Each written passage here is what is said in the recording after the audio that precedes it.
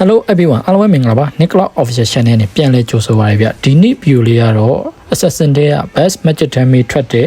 Cushion ကို guide လုပ်ပေးတော့ပါမယ် Assassin ဆိုတဲ့အတိုင်းပဲလောက်ကျန်တက်ဖြတ်ရတဲ့အပိုင်းကျွမ်းကျင်အောင်ပြောပြပေးတော့မှာဖြစ်ပြီးတော့ Cushion ရဲ့ passive ရဲ့ skill 3ပုံ3နည်းအားလုံးရင်ပြောပြတော့မှာဖြစ်ပြီး item emblem ရဲ့ဘယ်ချိန်မှာ Cushion ကို guide တက်လဲမ guide တက်မှုနဲ့အားလုံးပြောပြတော့မှာဖြစ်တဲ့အတွက် view လေးကိုအဆုံးထိကြည့်ဖို့တော့ပြောချင်ပါတယ်ဗျ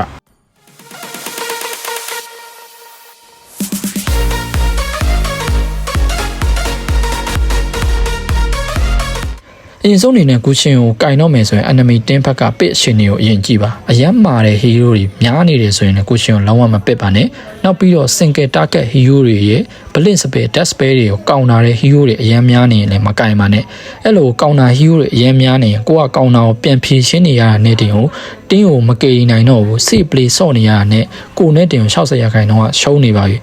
အဲ့ဒါကြောင့်မလို့ single target hero တွေဖြစ်တဲ့ဒီ saber ရဲ့ပြီးတော့ franco ရဲ့ပြီးတော့ကျွန်တော်တို့ haircut ရယ်ပြီးတော့ judo ရာရယ်အဲ့လို single target hero အကျန်းကြီးကန်ရလေလွယ်တဲ့ hero တွေဆိုရင်ကိုရှင်ကိုတွားပြီးတော့မပစ်ပါနဲ့နောက်ပြီးတော့ blink spell death spell တွေကိုကောင်းတာတဲ့ hero တွေဖြစ်တဲ့ main စစ်သားတို့ပြီးတော့ phobia တို့ gufra တို့အဲ့လို hero တွေပါရင်လည်းလုံးဝမကင်ပါနဲ့ဗျကဲလို့ဟိုဘက်က assassin hyper တွေဖြစ်တဲ့ဒီ lin တို့ lancelot တို့ပြီးတော့အခုအရန်ကျန်းနေတဲ့ roger တို့အဲ့လို hero တွေပါရင်တော့ကိုနဲ့တူတူ skill ပြလို့ရတယ်ဒီ skill ပြမယ်ဆိုရင်လည်းဘယ် hero နေပတ်စစ်အကြောင်းကိုသိဖို့လိုတယ်အဲ့ဒါကြောင့်မို့ကျွန်တော်တို့ပတ်စစ်ကိုအရင်ပြောပြပေးမယ်ကူရှင်ရဲ့ပတ်စစ် Dagger Specialist ကူရှင်ရဲ့ပတ်စစ်က skill တစ်ခါသုံးပြီးတိုင်းမှာပတ်စစ်အမှတ်တစ်ခုရတယ်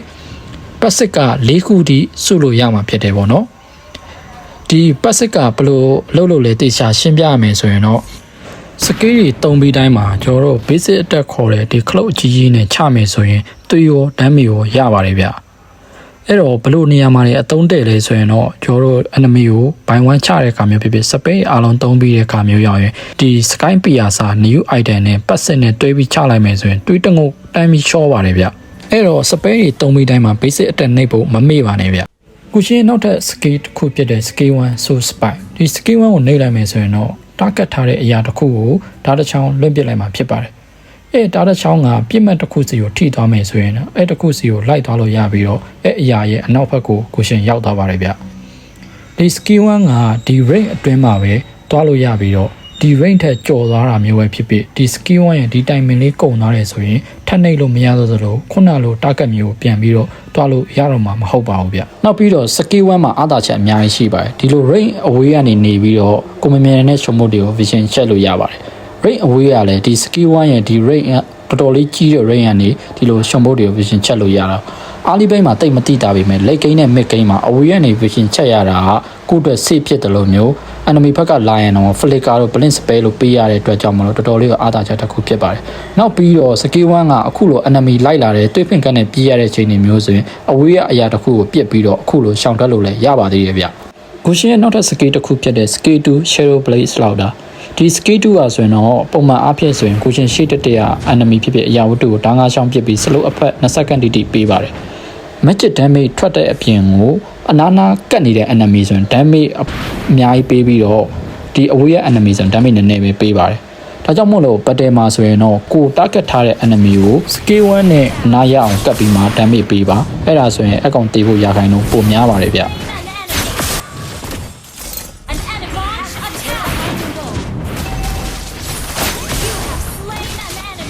ကိုရှင်ရဲ့နောက်ဆုံး skill ဖြစ်တဲ့ ultimate incandescence ဒီ ultimate skill ရဆိုရင် blink skill တစ်ခုပဲပေါ့နော်ထောင်မှာ blink ကိုမှတစ်ခုကခုံမယ်နောက်တစ်ခုက flicker ပုံစံ dash မယ်ဒါပေမဲ့ဒီ skill မှာထူးခြားသွားတာက skill 1နဲ့ 2 နဲ့ cooldown ကိုလုံးဝပြန်လည်ပေးစီတာပဲဗျ ultimate တစ်ချက်ထပ်ခုံလိုက်မယ်ဆိုရင်1နဲ့ 2 နဲ့ cooldown ကိုပြန်လည်သွားတယ်ပြီးတော့ဒီမှာတစ်ခုမှတ်ထားမှာ ultimate ပထမတစ်ဆင့်ခုံတဲ့ဟာနရံအကြီးကြီးတွေကိုကြော်လို့ရတယ်ပြီမဲ့ဒုတိယတစ်ဆင့် blink ခုံတဲ့ခါရောက်ရင်တော့နရံတွေကိုကပ်ပြီးကြော်ပေးပါဗျမဟုတ်ဘူးဆိုရင်တော့ကျွန်တော်တို့ enemy လက်ထက်ကနေထွက်တဲ့ခါမျိုးဆိုရင်ဒုတိယ blink နဲ့ထွက်တဲ့ခါမျိုးဆိုရင်ကျွန်တော်တို့နရံမကြော်ဘဲနဲ့ကိုပြန်ရှောနိုင်ပါတယ်ဗျအခုတော့ဆိုရင်ကိုရှင်ရဲ့ spell အားလုံးအကြောင်းကိုနားလည်သွားမယ်ထင်တယ်ဒါဆိုရင် skill combo အကြောင်းနေစီတစ်ချက်သွားမယ်ကိုရှင်ရဲ့ skill ကိုသုံးတော့မယ်ဆိုတာနဲ့ကျွန်တော်အခုပြောပြမယ် combo လေးကိုတတိချာချာလိုက်ပြီးမှတ်ထားပြီးပါကိုပထမပြစ်လိုက်တဲ့ဒါ9ချောင်းလုံးက enemy နဲ့နီးနေတယ်ဆိုရင်တော့ 1-2 combo ကိုသုံးပေးပါအဲ့တော့じゃဒါငါးချောင်းလုံးနီးနေတယ်ဆိုရင်နီးရင်1 2အလွယ်မှတ်လိုက်ပေါ့နော်ဒါမှမဟုတ်စကီတူဓာတ်တွေက enemy နဲ့ဝေးနေတာမျိုးပဲဖြစ်ဖြစ်ကိုနဲ့ဝေးနေတာမျိုးဆိုရင်2-1 combo ကိုသုံးပါအဲ့တော့じゃအလွယ်မှတ်လိုက်မယ်ဆိုရင်ဝေးရင်2-1မနီးမဝေးဆိုတဲ့အနေအထားမျိုးမှာဆိုရင်လည်း2-1 combo ကိုပဲသုံးပေးပါဗျ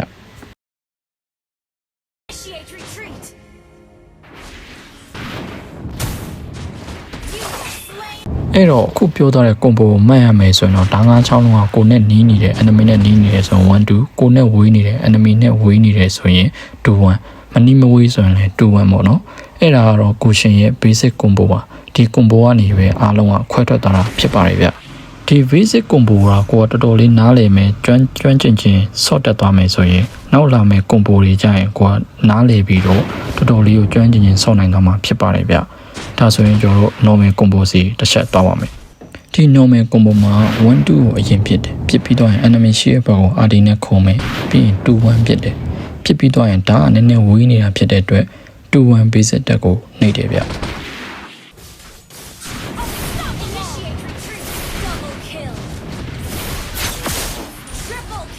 ဒီပထမဆိုရင်လည်းကျွန်တော်2အရင်သုံးတယ်2ပြစ်တယ်1ပြစ်တယ်ပြီးအခါမှာ scale to spare က enemy နဲ့ကတ်နေတာဖြစ်တဲ့အတွက်ကြောင့်မလို့2 1ကိုသုံးပြီး basic တက်နေတယ်ပေါ့နော်ပြီးတော့ရင် ultimate နဲ့ခုံမယ်2ပြစ်တယ်1ပြစ်တယ် Selena ကကျွန်တော်ဖက်လာနေတာဖြစ်တဲ့အတွက်ကြောင့်မလို့ spare ကနည်းနည်းဝေးသွားတဲ့2 1 basic တက်ကိုနှိပ်လိုက်တယ်တန်းလျှောသွားပြီးကျွန်တော် triple kill တိရသွားတယ်ဗျ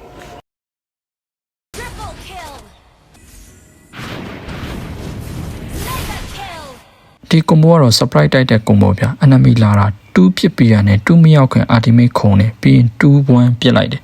ပြစ်လိုက်တဲ့အချိန်ဟိုဘက်ဆုံးကဒါနည်းနည်းဝေးနေတာဖြစ်တဲ့အတွက်2 1 combo ကိုပဲထပ်နေပြီး basic တက်နှိပ်တယ်ပေါ့နော်မသိရင်တော့ basic တက်နှိပ်ပေါ့ပြီးတော့ရင် ultimate နဲ့ပြန်ထွက်ပေါ့ဒီ combo ကအခုနောက်ပိုင်း Pushing Pro player တွေတုံးလာကြတဲ့ combo တစ်ခုပြ skill 2ကိုပြစ်မယ်ပြစ်ပြီးရနဲ့2ကိုပြန်သိမ်းပြီးတော့ ultimate တန်း enemy ရှိအောင်ခုံမယ်ပြီးတော့မှ enemy နားရောက်ပြီဆိုမှ2ပြန်ထုတ်တဲ့အကွက်ဖြစ်တယ်လွယ်မရန်အောင်နဲ့တေချာလေ့ကျင့်မှရနိုင်မယ် combo တစ်ခုဖြစ်တယ်ပေါ့နော်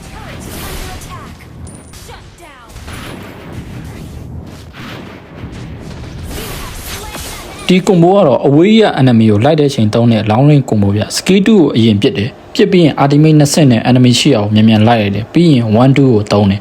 သုံးပြီးရနဲ့ဓာတ်10ချောင်းလုံးကကိုနဲ့အနိကတ်ဖြစ်နေတာဖြစ်တဲ့အတွက်1 2 combo ကိုစရိုက်သုံးနေပေါ့နော်ပြီးတော့ရင် basic attack နှိပ်လိုက်တယ်ပေါ့အဲ့အလေးကိုလည်းဒီ combo လေးကိုလည်းတေချာလေ့ကျင့်စေချင်တယ်နောက်ပြီး tip and trick အနေနဲ့ကတော့ကျွန်တော်တို့ skill 1ကဒီ crit လေးတွေကို jungle crit လေးတွေကိုသုံးပြီးတော့ enemy ရှိမရှိနေရာ8ခုထိစစ်လို့ရတယ်ပေါ့နော်ဒီ rabbit နေရာမှာဆိုရင်ဒီ rabbit ကိုပြစ်လိုက်ရင် rabbit ကရှုံလေးတွေကိုတွားပြီးတော့ခုတ်တယ်ဆိုရင်အဲ့ဒါဆိုရင် rabbit နားလေးမှာ enemy ရှိရပေါ့နော်ဒီနေရာရဲ့ rabbit ဘေးကအကောင်တက်တလေးဆိုရင်အခုလိုပဲပေါ့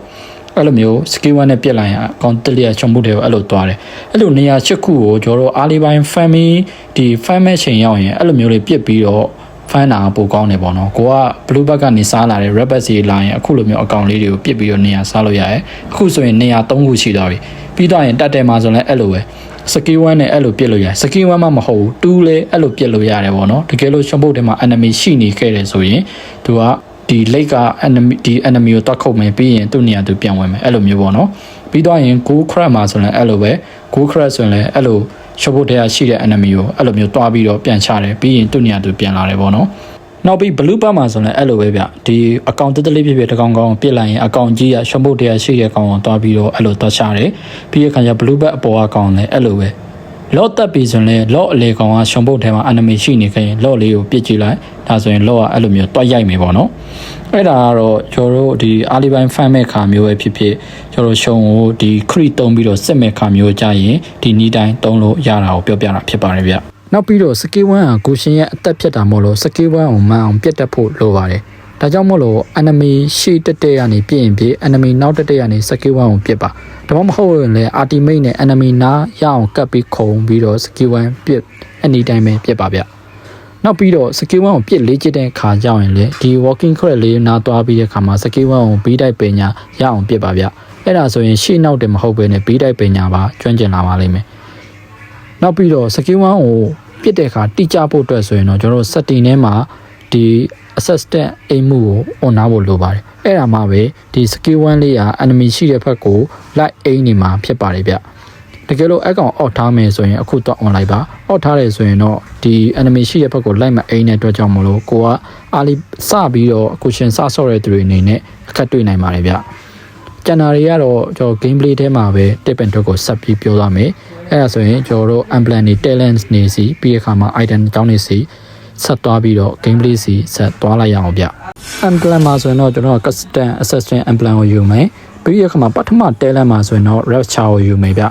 ပြီးတော့ second talent မှာဆိုရင်တော့ကျွန်တော် hyper တော့မှဖြစ်တဲ့ seasonal hunter ကိုယူမယ်ပြီးတော့နောက်ဆုံး talent မှာဆိုရင် date condition ကိုယူမယ်ပေါ့နော်ပြီးတော့ဒီ emblem နဲ့ talent နေနဲ့ light ဖက်တဲ့ဒီကျွန်တော်တို့ item pay ကိုဆက်ရမယ်ဆိုရင်တော့ကျွန်တော်အပေါ်ဆုံးက item pay ကအကောင်းဆုံးပဲဗျကျွန်တော်တို့ genius 1 pay နဲ့ဒီ sky pay စာဆက်မယ်ပြီးတော့ကကြောင့် glorious 1တို့ဘာလို့ပတ်ထားတဲ့ item လေးတစ်ရပြီးတော့ကျွန်တော်တို့နောက်ပိုင်းကျွန်တော် damage item တွေလို့တလို့ပြောင်းဆက်ရမယ်ပေါ့နော်ကျွန်တော်ကြိုက်တာတော့အပေါ်ဆုံး item အဲ့ဒါကိုကျွန်တော်ပွဲတဲ့ရောက်ရင်လို့တလို့ပြောင်းဆက်သွားမှာဖြစ်ပါတယ်ဒါဆိုရင် game လေးစီတစ်ချက်တွားလိုက်ရအောင်ဗျဒီပွဲမှာဆိုရင်ကျွန်တော်အကြိုက်ဆုံး second ဖြစ်တဲ့ cushion key ကိုကင်ထားတယ်ဟိုဘက်ကကျွန်တော်ကိုကောင်တာမဲ့ hero တွေတိတ်မပါတာကြောင့်မလို့ cushion ကိုကောက်ပစ်လိုက်တယ်ပေါ့နော် cushion ကိုတက်နိုင်တယ်များ first weight တော့မယူနဲ့ဒီ second bit တက်ပစ်လောက်မှပဲပြင်ရင်ပစ်ပေါ့ပြီးတော့ရင် cushion စကင်ပြီဆိုရင် skill 2ကိုစယူပြီးတော့ရင်ကျွန်တော် genius 1ကိုတွား cushion ကတက်နိုင်တယ်များဆိုရင်ကျွန်တော်တို့နောက်ဆုံးပစ်လောက်မှပဲယူတင်နေပေါ့နော်ပြီးတော့ရင်ကျွန်တော်တို့ blue bat စားမယ် blue bat စားပြီးရတယ်ကျွန်တော်တို့ red bat ပြီးမှပဲကျွန်တော်တို့ copy တုပ်စီကိုတွားမယ်ပေါ့နော်ဘာလို့အဲ့လိုမျိုးတွားခိုင်းလဲဆိုတော့ကုရှင်ကအားလေးပိုင်းမှာနည်းနည်းလေးဟိုဟာဖြစ်တယ်ဗျဖမ်မီကနည်းနည်းလေးဝီတယ်ဝီတာကြောင့်မလို့ကျွန်တော်တို့ဒီ rapid စီတွားမယ်တွားပြီးတော့ရင်အခြေအနေကြည့်မယ်ပေါ့နော်အခြေအနေကြည့်ရဲ့အချိန်မှာဟိုဘက်က Benedetta